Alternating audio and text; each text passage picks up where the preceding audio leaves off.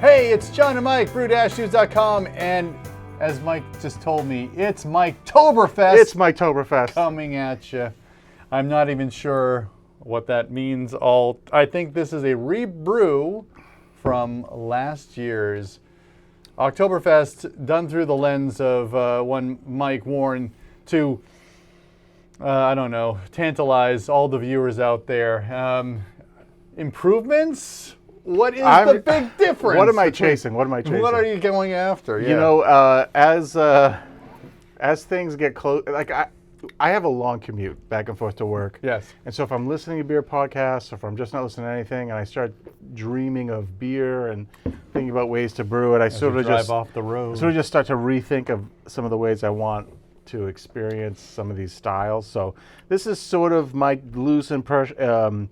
loose take on like a Märzen-style, fest beer of sorts. Now, don't get all over me with the golden fest beer. Let's be honest. Most dumb Americans, this is what we're looking for, okay? Yeah. Something with this like honey-colored thing. I'm looking for a lager that delivers like a bready, pretzel type of thing that isn't super aggressive. I still want the beer to be dry. I want some zippy hopness to it. Zippy. And then I just want to drink easy. So, let me hit this up. So this is 46% Weyermann Pilsner malt, 46% Vienna malt, so 50-50 really of that.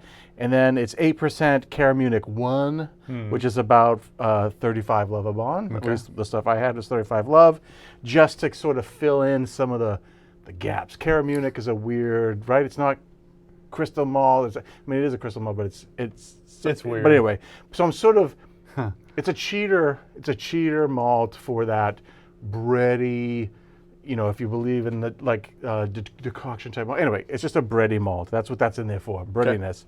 Okay. And then just a touch to get the color there. And I learned my lesson from the Kentucky Common.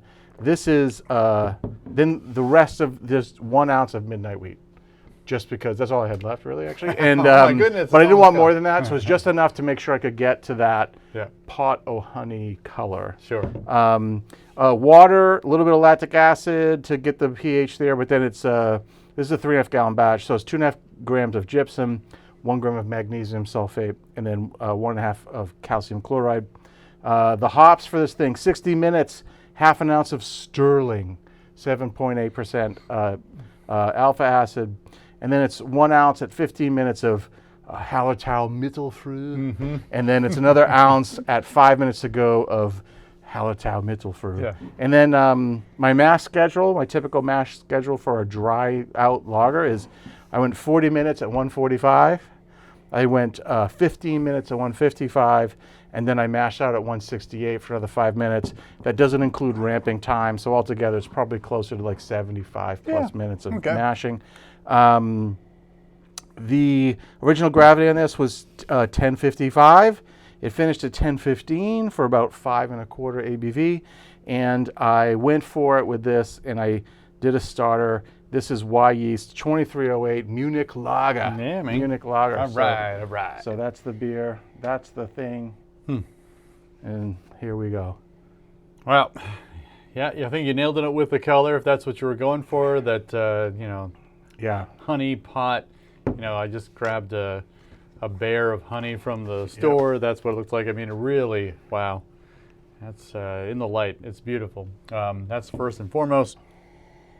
On the top, I'm getting spicy hop notes. I wonder if that's the Hallertau coming through. Yeah. It's really nice. So. Yeah.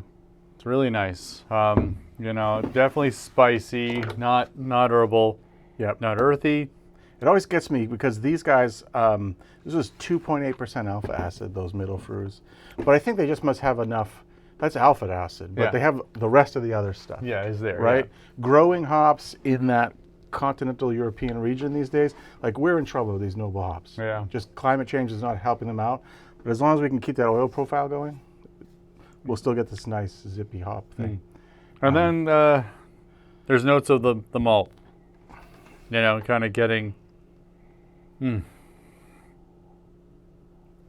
It's just that Vienna, I think. Oh my. Yeah, I think for me that Vienna's in there to. Pilsner would just make it really dry. Yeah. And nice, but just unnecessarily more crisp. Yeah. The Vienna definitely delivers an aroma quality, right? And then I think the Caramunich gives you a little bit of body and also that extra, just a different dimensional bready punch. Mm-hmm. But I think the Vienna sitting right there in the middle, I think is pretty cool. And that's what I wanted to, give it a go and try it with Vienna. I'd experimented with Vienna and a couple other little beers, so I haven't used Vienna a ton, but rumor has it that Weyermann Vienna is actually a blend of Weyermann Pilsner malt and Weyermann Munich 1. Oh, yeah. Really? Yeah. So it's somewhere in the middle there. Yeah. So it'd be interesting to rebrew this, taking that into account and who knows what the exact percentage is, but, and seeing if you just went all Pilsner and blended in, Munich malt at the right, you'd probably find eventually you could titrate into the same point. So interesting. Supposedly, I don't know if that's real or not, but those are the rumors. Look at you, like spreading all kinds of rumors. Conspiracy theories about, malt percentages and things like that. Did you go through the original gravity, finishing gravity? 55, 10, 15 finish, about 5 1/4, Okay. 5 3/4, 5 1/4. Yeah. Okay. I was just trying to think if we could drink liters of this at a time. Yeah. I wanted to make it, I play with that all the time in the software. Like, do I want to have a 4.2% beer that I can drink? And you can do that. It's just that, I'm sort of starting to, some of the beers I make that way are lacking a little bit of something. And so if you get yourself to 1050 at least, I seem like every beer you make at 1050 has enough of everything you want. So maybe you can control ABV with your yeast choice or some of the grain bill for slightly higher finishing gravity. I don't know. Or you just got to buck up and be drinking 5 3/4% beers, which is still a relief from the double IPA world we live in, where beers are all 7.5%, right? Yeah, totally, yeah. I mean, I love a good 4.5% beer. I think maybe in the new year I want to start experimenting a little bit with mashing profiles to see if I can create something that isn't overly, malty. Getting that crispness, that nice finish in a lower starting gravity is probably is a trick. I think that you had those low ABV experiments in the past, in the recent past, so I'm sure you could springboard off of those experiments and go back and look at make those them notes. a little bit better if you think they can be better. Yep.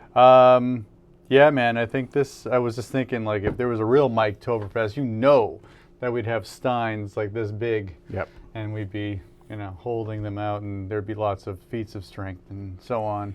I'm just thinking of like what Miketoberfest would entail, but certainly that would be a part of it, I think. Yes. And grilled sausages. Lots of meats, that's for sure. I agree. All right, so, there's always that dream that I'm going to do like the Märzen plan where you brew in March. Absolutely. And then let it ferment, and then you just have that thing lager for months and months and months and months. Yeah. And then in September, October. This has been in the keg for a week. I know. And it's been cool for maybe an extra 5 days on top of that. I fermented it for about 14 days but I did ferment this traditionally. This was about 55 degrees. Oh, okay, good. So I did ferment it that way. And I was unsure whether it would be ready to drink tonight because I hadn't really done a de-rest or anything. But when I tasted it, when I transferred it, I was like, hey, we're in good shape. We're in great shape. I don't know. The thing about this and other lagers I've been brewing, I almost regret having been into brewing now for as long as I've been doing it, not doing lagers earlier because, there's a lot of information out there that I think just doesn't pertain to us as home brewers that strongly for some reason. Whether it's just the hydrostatic pressure of a smaller batch and all this jazz. This beer, in 3 weeks, ready to drink, ready to go, lager style, lager beer, it just hasn't been extensively lagered. But it's only going to get better at cold temperatures and get clearer. I mean, it's just slightly hazy now. It's great. It's almost like a Keller beer in a way, but I don't know. I'd encourage people just don't be afraid of those lagers. Just grab a lager yeast and go for it. I know.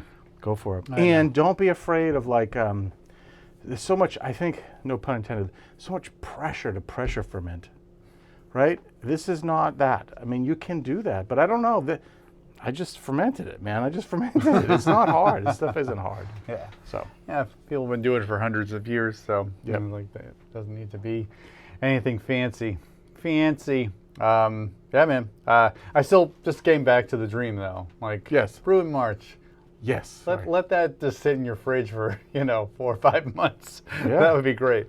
And then, fascinating. and yeah, all right. So maybe I'll write that down and just say like, I'm not drinking it, but Yes. it'd be like kind of the long con, like finally, like springing upon you. Yeah. I brewed this 6 months ago. I have to dedicate some fridge space for that period of time. That Eisbach that I brewed, Yep. I still have a mini keg, so I have it. Yeah. I can figure it out. It out because I'm not really sure what to do with that. We're gonna have to drink it.